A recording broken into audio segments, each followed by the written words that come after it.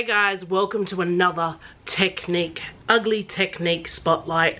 Today we're doing my go-to technique all the time. It's kind of the first technique I learnt back when I was trying to really create very expressive and loose artworks. And I think I learned, I don't know, I don't remember how I learned it. I think Sandy Hester was kind of the first one. She did a lot of blind contour. She has a video on blind contour self-portraits. I'll tag that below. But then Sophie McPike did a couple of, whenever I get a chance, I do some of her live streams. One was on blind contour drawing, and she gave us the reference photo.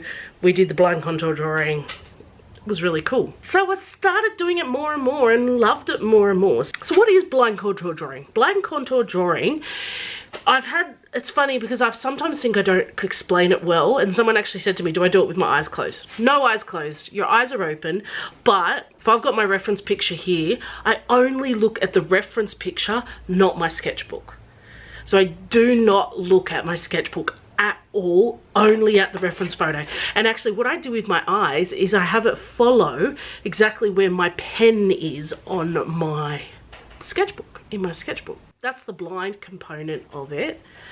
It's blind only because I'm not looking at the drawing at all. I sometimes have a little peek. I cheat sometimes.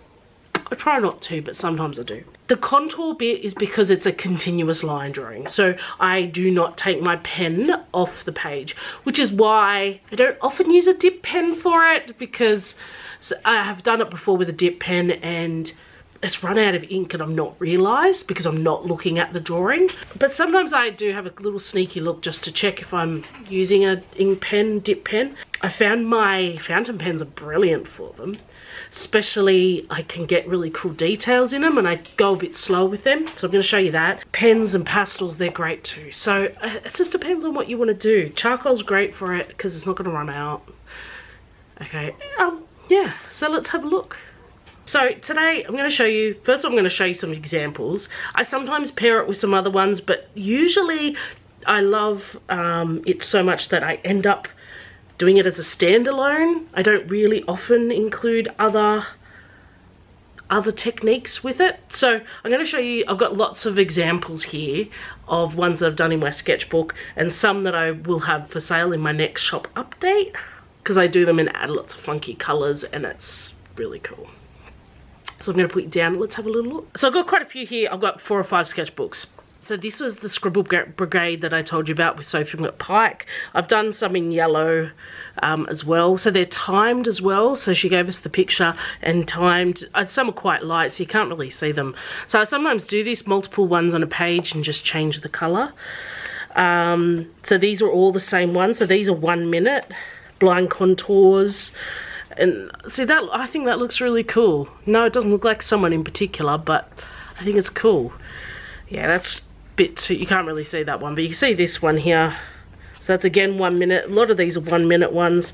These ones are a bit harder to see too because I did lighter colours on black.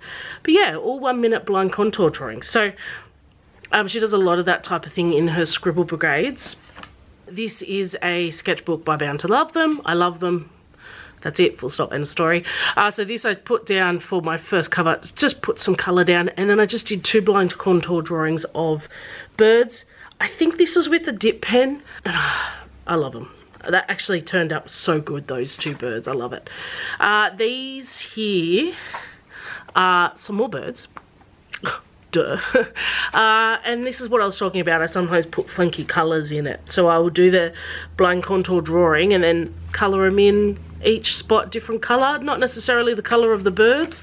That's a fairy wren. I think that's like a spoonbill thing. I'm not sure. There's another one there. Don't know what that is. That's a parrot of some form. This owl started as a blind contour, but then I added lots of layers, so you can't really see it. That's what I mean. I don't often add other techniques, but that's an example of one I did. And there's another one. I think that's the same parrot as this, but I wanted a cleaner one, so I did it again. Why not? In this book, so here we go. Here is a koala that I did with charcoal blind contour, and then just filled in a couple of spots with some paint. I think that's gouache. I started doing this geometric background thing, but anyway, that's for another story, another day. So this bird, again, I did the blind contour drawing and then painted different areas. I really enjoy doing that because sometimes it's really random and it breaks up parts of it that you wouldn't think to break up. And this is my big thick sketchbook, so there's heaps, but I'm not going to show you all of them. I'm just going to show you some. Again, that's a ballpoint pen. I think, I don't know, it looks a bit different. I don't know, I must have done, I think this was left-handed and blind contour, just to mix it up a bit. So you can see it's kind of very jarring, because I think it was one of my first left-handed drawings. That's just a blind contour drawing. Again, I think dip pen, don't quote me on it, or might just be a ballpoint pen. I've got like these ones which are very inky, so that might be one of like that. I don't think that's a blind contour drawing. Here are a couple. That was with a one of the Pentel Pocket brush pens, and I don't know if you can actually see this, but I actually used this picture as a reference and used my new fountain pen for this one. And then I realized I probably shouldn't be using fountain pen on gouache backgrounds because it will probably clog them, so I thought, well, that's going to be the last one I ever do. Here's another one of that same koala picture that I had in one of the other books with charcoal, and I often dip my charcoal in water to make it look a bit different. And you can, I've either fixed it, yeah, I probably fixed it, but yeah, I think it looks really cool when you add water to the charcoal. This is just plain charcoal, blind contour, faces. I'm not great at doing faces, so I think blind contour drawing makes them look really cool. These were, actually these series of pictures that I've got here were actually for a class I did, and I kind of recorded doing them. This is an emu or an ostrich in Neo color. Yeah, and I'll show you these ones. These were two dogs. That one's a dog shaking off water that I did in blind contour. And then I added some ink on top just because I wanted to try to add some extra layers to it. Not a big fan of how they turned out, but this blind contour drawing was really cool. And here are a few of the blind contour drawings that I'm going to have for sale in my next drawing update. So here's one I've done with pencil and then just put some gouache in. This paper wasn't brilliant. It's mixed media paper, but it seemed to not take the gouache well. So watercolor paper is always better. This is just a little puffer fish that I did. And then this is one of my dog, but I used red for the outline. Oh, red always makes things look diseased, I think, especially around the eyes. Makes it look like it's got bloodshot eyes, I think. Anyway, so yeah, so those are 3 drawings I'm going to have in my next shop update. So one of the things I love about blind contour drawing is literally you do with anything you want. A paint marker, like I did, that was the tip of the iceberg. Those few drawings I just showed you. You could paint markers, paint, you can use pens. I can literally use a pencil, charcoal, whatever I've got, pastel. You can use whatever you want to do them, and I love that. So let's have a look at how I do them. I'm going to show you a couple of different things. So yeah, I'm going to show you a couple of different mediums and stuff like that, and we'll have a look at doing some blind contours. So I'm in my thick, this is just really cheap paper. I think I got this sketchbook off Temu. It's so thick. It's got really thin paper, and sometimes when I've got excess paint, I pop it down, slam it down on my book. So I'm going to do a blind contour drawing of a bird I've got sitting right here in front of me. Alright, so I'm actually going to start with, I've got 3 different colour, I've got Neo Art, an oil pastel, and another Neo Art, another indigo one. I'm actually going to start with the lightest one, and I'm actually going to do the same bird 3 times on the same page. So it's a blue-faced honey eater. So at the moment I'm not, I know you can't see, I know I'm going off the page, whoops. It is a blue-faced honey eater, which I love. If you don't know, I've forgotten to put the feet in. So the whole idea is it makes it look really ugly. Love it. So I'm actually going to grab my next one, so it's a bit darker. I'm going to do the same picture again on the same page, just a little bit further up. So I'm going to start its head up here again, and you can kind of see I kind of change where I start my drawing from. This is a very line heavy process. Oh, forgotten the feed again. I did have a little look. There you go. So 2 blue face honey eaters. I'm going to now do it with the darkest one, and again move up a little bit. So you can see I've kind of got this layered effect on my page, and I just think they look really cool. I always kind of start with, I don't know, I kind of start with different things. You can see I've kind of taken the same approach for both of these ones. I did have a little sneaky look then. So ugly, ugly, ugly, and I love it. It's perfect. Now I'm going to do on this side, I'm going to show you how different it is when I use like this ink pen. Okay, so I'm going to do the same picture. I'm actually going to slow it down a little bit and try to get a lot more detail in this time. So I'm going to do the same picture again because I want to show you how you can get different effects with it. And I kind of want to finish each, for this one I'm going to try and finish each section before I move on. So make sure the beak is right before, and I'm going to do the foot early this time. Oh, that's a bit wonky. I added too many curls with that one. Doesn't matter. Then we're going to go up. Another thing to mention, yours might look even more funkier than mine, and I just want you to not worry about that. I don't know about that, but that's pretty funky. If yours looks really funky, it looks absolutely nothing like the picture, that's fine. I've been doing this for a long time, and you trust me, you get better at it. Even though we're trying to make ugly art, I want it to look funky. You do get better at doing blind contour drawing the more you do it, because it's an observation. It's an activity of observation, really. You are observing a picture, and the more you draw that picture, the more your brain grows muscle memory around that picture. So I've just drawn that same picture 4 times, and you can see it kind of gets a little better. And that's not the first time I've ever drawn that one either. Alright, I'm going to use this yellow page, and I'm just going to grab, oh look, I've got a grey paint pen here. That'll do. I'm not too worried. Oh, and a red one. Yeah, let's do it. I'm going to do my chicken. Alright, I'll put the picture up here somewhere. Ooh, somewhere on the screen, depending on where. I'm actually going to use the grey one. I'm not going to worry about using that one because I want to show you different ways of doing it. Here we go. Oh, I've not started well. That doesn't matter. And sometimes you can see I'm only doing one side of the face. So when I go back, if it doesn't line up, I sometimes think that's even better. Oh, I'm off the page. Oh, I have to admit, I've cheated a few times with this one. I've looked down just to see where I'm at. Done. That's my chicken done. So I'm going to keep with the same one. I'm going to use a dip pen this time. So this is just a Montmartre dip pen. Fairly certain this nib is from the Montmartre pack.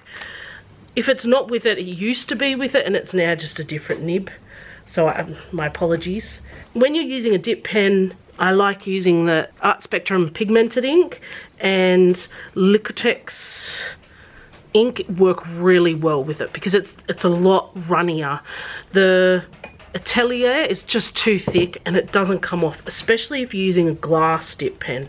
So I'm just going to use this muted violet. Trying to use it up. I'm not a massive fan of it, so why not? Let's use it. I'm going to do the same chicken. Do it with me. So I'm actually going to take more of my time this time with my chicken.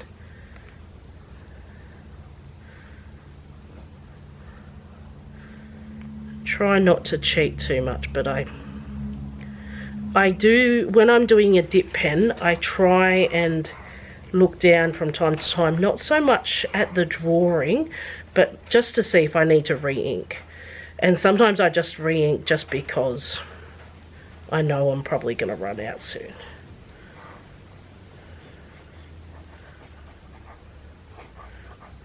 When I go slow, I can add some more textures and stuff too. That looks great. How good's that? So good. The ink dip pen is such a good, I love it. Like I said, it's just an issue for working out when you run out of ink or not. So just grab my new Lamy fountain pen. The ink that's in this is just a cartridge that actually came with the pen. I do have a converter that I'm going to use to put my own ink in. I'm looking for pigment-based inks that's I don't know whether I'm going to put pigment-based inks in, because you have to flush the nib every couple of weeks, otherwise the pigments block it, ruin it, whatever. I don't know. I'm not sure how I'm feeling. But anyway, they're great for the sketchbook at the moment anyway, so I'm going to do the same chicken but with my pen. And again, I'm actually going to zoom in. I'm going to take my time again. I know that's hard to believe. Blind contour lends itself to quick drawing, and so sometimes I have to stop myself and slow myself down. I'm going to try to do this as much as I can without looking. I haven't looked yet. I haven't cheated. I just cheated. I just ruined it. You can see how, though, I noticed when I was doing it, when I cheated, I noticed that I'm going to do short leg here because I know I'm running out of room and I really want to put that foot in.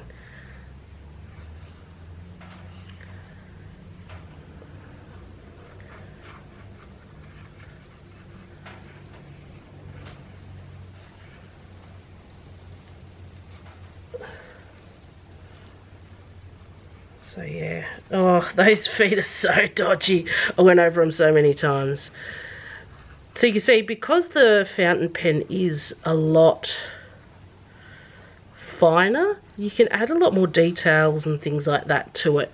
Whereas when I'm using an oil pastel or the Neo Arts, it creates a thicker line. So there's only so much detail that you can actually put into your drawing. That's really cool. Look at those little tiny legs. Let's have a little look at the drawings we've done together today. Just a super quick, I'm going to hold it up and do the flip through. Let me know if you think if you don't like this. This is just something I've been trying lately. They're kind of a bit all over the shop. Oh no, they're not. Next to each other. Great. So these are the first ones I did, where I did the oil pastel Neo Art, and I did yellow, pink, and then an indigo. 1, 2, 3 over the top of each other, same picture. Then I did the same picture again with that ink pen. This is nothing fancy. This is a Food Ball 1.5. There's nothing fancy. I just have it and I'm just been using it till I use it up, because I don't like wasting pens. So yes, I did the same picture. Important, I reckon, did the same picture over and over. Then I changed my chicken, did some with a acrylic paint marker here, and my ink dip pen here. Oh, I don't even know if that's dry yet. No, it's not, so I better not close that. I'll leave that one open. And then the last drawing we did together was this one with my fountain pen. Ooh. So thank you so much for joining me for yet another. Thank you so much for joining me for another technique spotlight. I hope you've enjoyed this one as much as I enjoyed doing it. Blind contour drawing is one of my staple. Every workshop I do, it's literally the first activity I do with anyone, because it's a great warm-up as well. It's a great way to learn your subjects, and it's just so much fun. So yeah, I hope you had a lot of fun. Thank you for joining for another technique spotlight. I'm hoping these go a little bit better. These videos are not going as well as some of my other videos. One of the coming up will be a flip through of one of my sketchbooks I finished. I might be doing 2, depending if I finished another one by then. We'll see. Thanks for joining me. Don't forget to like and subscribe.